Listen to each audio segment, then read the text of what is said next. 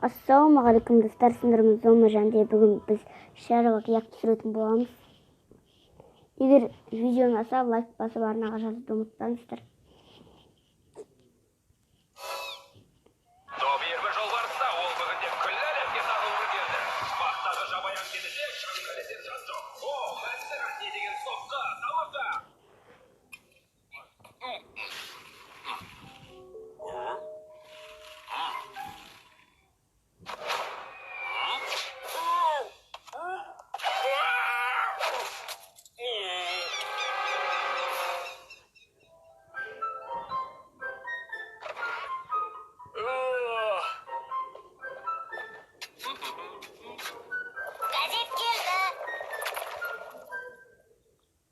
Күн сайын газетіңді лақтырып былғап кетесің.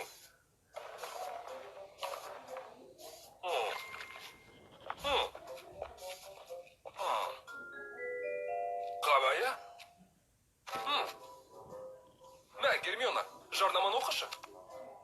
Хайуанаттар бағының детектив түйесі. Тергеу амалдары бітпес қылмыстар, жоғалған жандар. Тез, сыпайы, тиімді және қылмыскер жарты сағат ішінде табылады. Жарты сағат ішінде бұндайларды орынсыз жарнама деп атауға болады. Түйенің сенімен бақталасқысы келетінін біліп уайымдап тұрсың ба? Бұл бақталастық емес, ол менің елге мазақ болғанды қалайтын секілді. Жоқ, олай емес. Түйе детективтер туралы романдарды жақсы көреді. Демек, оның детективтерге деген көзқарасы да дұрыс. Құрметті Гермиона, не десең де өзің біл. Бірақ жылдар бойы тәлімгерінен үйренген детективтік көзқарасында ешкім өзгерте алмайды. Саған логикалық ойлану шеберлігін шыңдау керек, жас шәкірт. Мына күдіктілердің қайсысы сөреде тұрған тәтті қосылған бәліш турламалды? Мынау, оның қолындағы әзім әзір туралы кітап оны қылмыс жасауға мәжбүрледі. Жауабыңның дұрыс екеніне сенімдісің бе? Жоқ.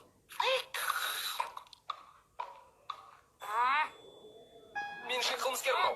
Бәлішті алу үшін сөреге допымен өрмелеп шықты. Таптың ғой, солай ма?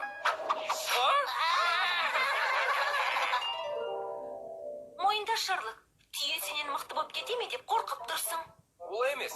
Мен адал қызметкермін. Егер тергеу барысында кездесіп жатсам, кімнің жеңетінін сонда көрерсің. Шерлок якындап тұр. Көзді ашып жұмғанша жетіп барамын. Қазір жетемін. Телефон соққан Беки дәрігер. Жолбарыс басқыншылықтың құрбаны болыпты. Қайырлы таң. Түйе, сен де келгенсің бе? Иә, жолбарыс маған тергеу амалдарын жүргізуімді өтінді. Не? Бақтың детективі менмін. Шерлок, қойсаңшы, ашуланбайым дегенің қайда? Дұрыс айтасың, Гермиона. Бізге маңыздысы қылмыскерді табу. Әрине, сондықтан да бағбанды сұраққа алып жатыр едім. Сендер рұқсат сұрамастан баса көктеп кірдіңдер.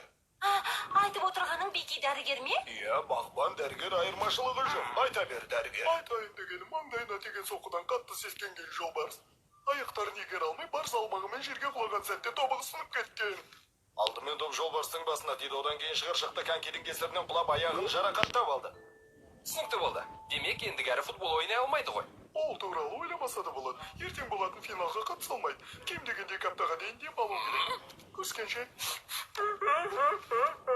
Ал енді алғашқы сұрақ. Рұқсат ет, Шерлок, тергеу амалын мен жүргіземін. Сонымен жолбарыс, бізге айтарың бар ма? Әрине, мырза. Миномет снаряды секілді ысылдап шыққан дауыс естілді. Бұрылып қараған солық екен. Топ келді де басыма тиді. Түсінікті.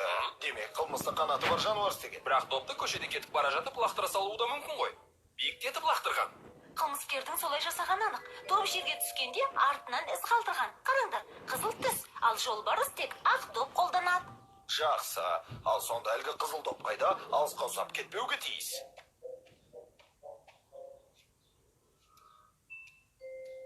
Диаметрі 12 сантиметр. Егер доптың жылдамдығын арттыратын болсақ, мына із арқылы доптың қайда екенін анықтауымызға болады. Демек 26-ны 1-ке көбейтеміз де шыққан санды 4-ке бөлеміз. Нәтижесінде 22 сантиметр болады. Солай емес пе, Гермиона? 22 сантиметр? Дәл солай. Демек бізге диаметрі 22 сантиметр болатын қызыл допты табу керек. Жолбарыс, сен жарақат алған жағдайда орныңа қай жануар ойнауы мүмкін? Ит балық. Бірақ ол допқа ие бола алмай қалады. Ал бізге ондай ойыншық қажет емес. Орныма зебудің ойнауын сұрағам. Түсінікті. Қылмыстың орын алуы зебуге пайдалы. Ал итбалық саған ренжісе керек. Ой, бұл не деген масқара еді? Олай емес. Ой, бұл деген не масқара деу керек? Не болып қалды? Қап, мына бір шығыршықты басып кеттім. Жолбарыс, мұндай бәлені қайдан тауып алғансың? Ол менікі емес, полковник. Тие, шамасы әлгі бұзаққа атшалмандікі болса керек. Қызық екен, алайда тергеу амалдары үшін түкке қажет жоқ, одан да түйеқұсты тергеуге алайын. Түйеқұсты ма? Не үшін? Себебі ол құс ұшатын жануар мықты екенімді байқадың ба? Түйеқұстар ұшпайды. Дұрыс айтасың, Гермиона, менің көмекшім болғың келе ме? Шынымды айтсам, мен Шерлок қайда барасың? Зебуді, атшалмандарды және итбалықты тергеуім керек. Ендеше тоқта, сен мен барам. Босқа өреленесің, Шерлок қылмыскерді сенен бұрын тауып алам. Ендеше жолың болсын, әріптес.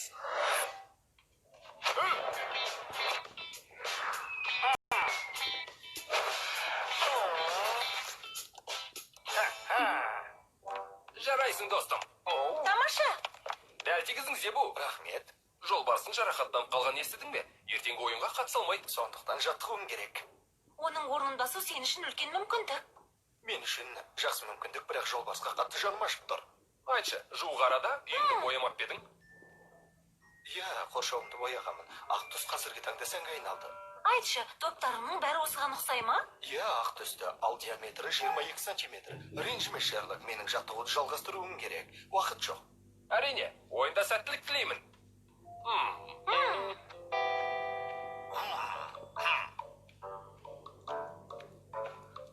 Сонымен түйе мырза, түйеқұспен болған тергеу амалдары сәтті аяқталды ма? Олай болмайды, сендердің айтқандарың рас келді. Түйеқұс ұшпайды екен. Түсінгенің дұрыс болды. Абайлаңдар!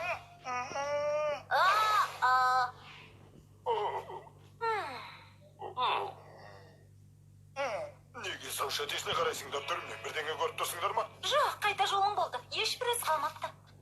Байқауымша газеттен гөрі допты жақсы лақтырады екенсің. Ай, бұзақы, сынайды да жүреді екен.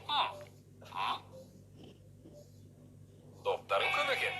Иә, бәрі жолбарыстың кесірінен. Ол үнемі бізден тартып алады. Сондықтан доптың бір себетін сатып алуымызға тура келді. Қарай гөр, себеттегі қызыл доптардың арасында ақтары да бар екен. Ха-ха, бәрі анықталған секілді. Түйеге жұмысыңды өткізгенсің бе, Шарлок? Бәрі керісінше десем болады. Сонымен мына ақ доптар ше? Олар жолбарыстікі. Ол ойнап жүріп ақ топтарын қоршаудың сыртынан лақтырып жібереді. Ал біз жинап аламыз. Түсінікті, бәлкім мына шығыршықта сендердікі болар. Иә, ол біздің шығыршығымыз. Ұрлап апсың ғой, енді қайтарып ұрлықшы. Ұрлап алды дейсің бе? О, қызық екен. Кеттік, Гермиона. Итбалысты тергеуге алайық. Пайдасы жоқ, тергеу амалдарыңды жүргізе беріңдер, ал мен болсам қылмыскердің кім екенін баяғыда тауып алғам. Өте жақсы. Ендеше жолбарысқа барып қылмыстың бетін ашып берейік. Бетін ашып Тергеу дегенде. амалының немен аяқталған жариялау. Иә. Бәлкім сендерге серік болармын. Көңіл күйін көтеріңкі. Қылмыскердің кім екенін білесің бе? О, жоқ. Тие мырза секілді тапқыр емеспін. Он енді ренжімейсің бе? Керісінше ол менің көңілімді көтеруде.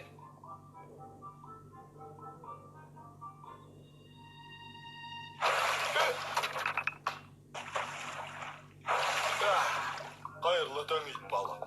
Қайырлы таң, саған не керек? Маған да ештеңе, бірақ менің көмекшілерімнің саған қояр сұрақтары бар. 30 сантиметрге шоқтайды. Доптарымды өлшеу үшін келдіңдер ме? Ешқандай жоқ. Итбалық, сен жақсы ойнайсың. Әрине, күн сайын су добын ойнап жаттығамын. Ол футбол секілді жақсы ойналады. Таптым. Кеттік, Гермиона. Қылмыскерді таптың ба? Иә, бірақ алдымен түйе мырзаның қорытындысын тыңдап алайық. Сен не ойлайсың, жас детектив? Назар салып қараған болсаң, бәрін анықтағаныңа сенімдімін. Сендерге бәрін қайталап беріп көмектесейін. Біреу диаметрі 22 сантиметр болатын футбол допымен жолбарыс тұрады. Ал доптағы бояу жолбарыстың магнитінде қалып қояды. Қолымызда қылмыс жасау мүмкін деген 3 күдіктінің ақпараты бар. Алайда олардың біреуі ғана қылмыскер. Түйеқұс батырмаған бәлдекен көру ма? Түйе, меніңше бізге қажет күдіктілер Зебу, атшалмандар және итбалық. Солардың бірінің ғана қылмысқа қатысы бар. Ал сен қылмыскердің кім екенін анықтадың ба?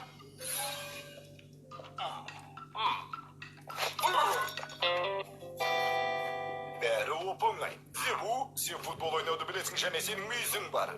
Алайда ұша алмайтыныңды біле тұра жолбарысқа қастық жасауың мүмкін бе? Итбалық, сен су добын ойнай аласың, алайда жолбарыстың үйінде су добын ойнайтын қауыз жоқ.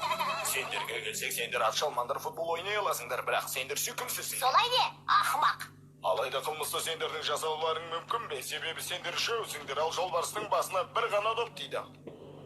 Қорыта келгенде, түйеуіз, қылмыскеріміз сенсің. Не? Менің не қатысым бар? Сабаңа түс, түйе қыз. Сенің еш қатысың жоқ. Итбалық, сен футболды өте жақсы ойнайсың. Алайда ұрған доптарың нысанаға дөп тимей жатады. Добыңның түсі қызыл. Алайда оның диаметрі 30 сантиметр, 22 емес. Атжалмандар, қылмыс орнынан табылған шығыршық сендердікі болып шықты. Сонымен қатар сендерде футбол ойнайсыңдар және диаметрі 22 болатын қызыл доптарың да бар. Алайда доптарыңды қайта бояуға еш себеп болған жоқ, және біреу шығыршықтарыңды ұрлап кеткен. Себебі қылмыскер бояумен жұмыс жасаған, және ол өте мықты ойыншы. Солай ма, Зебу? Себебі қылмыскер сенсің. Атжалмандардың шығыршығын сен ұрлап алдың. Сонымен қатар ақ доптардың бірін қызыл түске боядың. Сөйтіп ағаш артына тығылдың да, бар күшіңмен шығыршықты лақтырдың. Одан кейін жолбарыс тұрған жаққа қарай допты лақтырып жібердің. Соның салдарынан ол тобығын сындырып алды. Пайымдауың жақсы екен, Шерлок. Бірақ мен түйенің сөзіне қосыламын.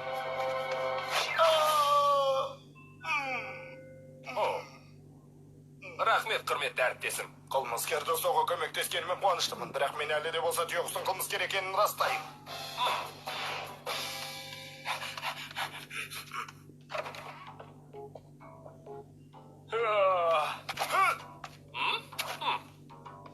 Тура лақтырдың, Зебу, жолың болсын.